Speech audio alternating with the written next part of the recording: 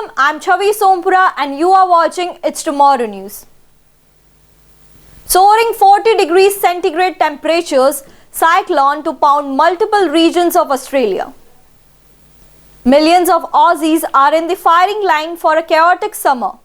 Amid forecasts for soaring temperatures, heightened flood risk and dangerously active cyclone season looming over the country for the next 6 months.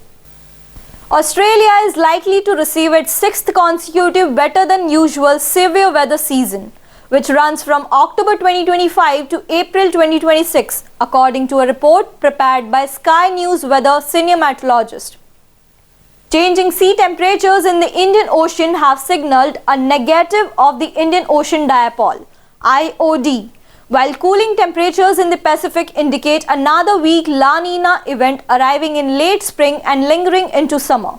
This dual event could be the first time since spring 2022 that a La Nina and a negative IOD have coincided, contributing to Australia's second wettest spring on record. With heavy rains forecast to drench the country well into next year, areas across the far north, east coast and southeast of Australia are expecting a hotter than usual summer. The chances of above normal temperature, including severe and extreme heat waves, will rise from January 2026 as the potential for extra cloud and rain diminishes across Australia. The NSW coast may escape some of the extreme summer heat with an increase in wet weather, while the Northern Territory and Queensland are likely to cope with the worst of it. An above average cyclone season, November to April, is also possible for the second year in a row, with high and severe tropical cyclones likely.